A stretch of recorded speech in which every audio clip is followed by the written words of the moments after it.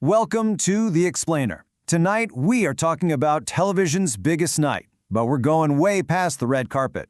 The 2025 Emmys were, well, they were something else. We're talking shocking upsets, brand new champions, and maybe, just maybe, a sign of a huge shift in the world of TV.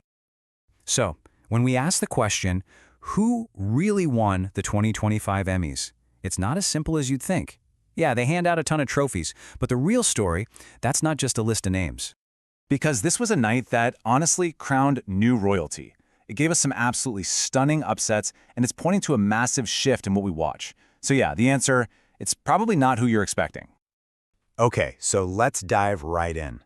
Let's start with the champions, the undisputed heavyweights of the night. We're talking about the three shows that just completely owned their categories and took home the biggest prizes.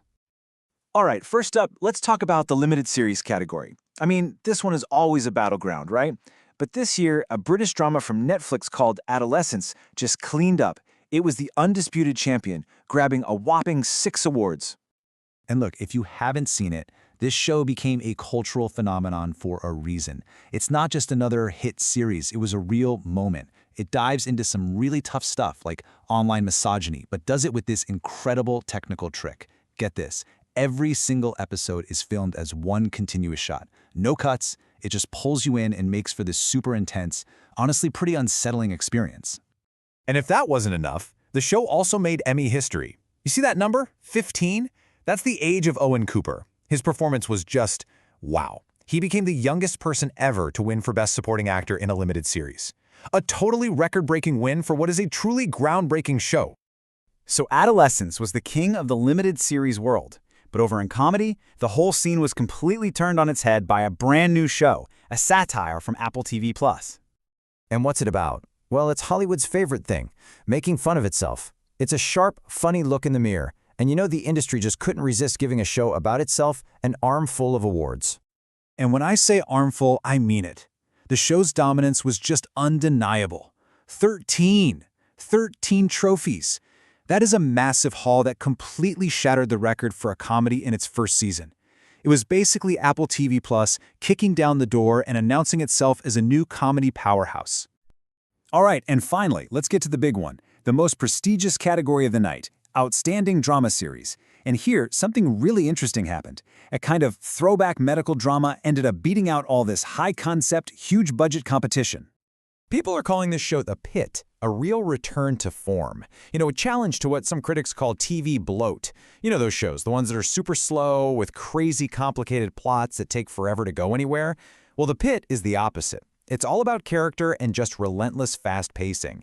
And get this, ER veteran Noah Weil, he finally got his Emmy for it. Okay, so those were the big winners. But here's where things get really interesting.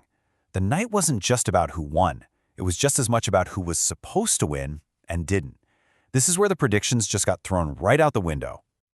Let's start with one of the biggest shocks of the night, lead actress in a drama. Pretty much everyone thought the Hollywood legend Kathy Bates had this in the bag from Matlock. It was the perfect story, right? But nope. In a total stunner, Britt Lower from Apple's super twisty thriller Severance took home the trophy.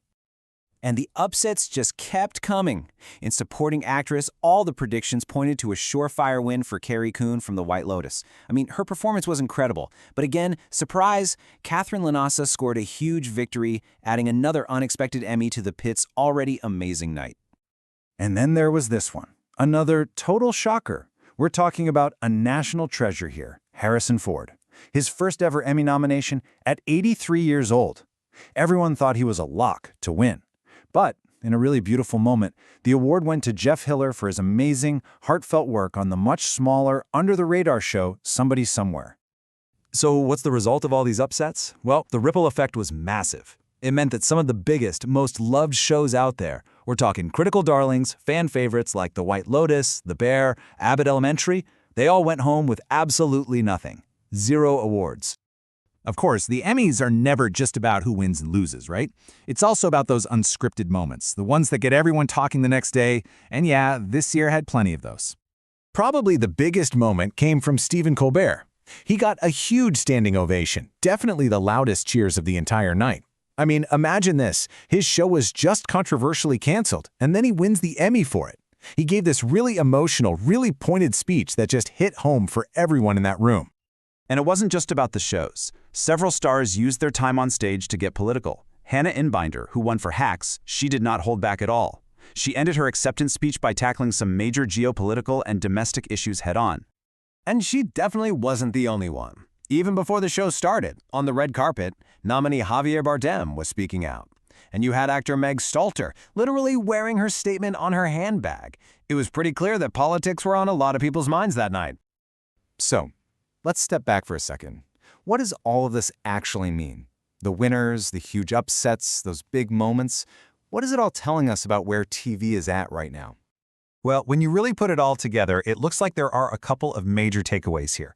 First, and this is a big one, Apple TV Plus isn't the new kid on the block anymore. It has officially arrived as a major player, right up there with the giants like Netflix and HBO.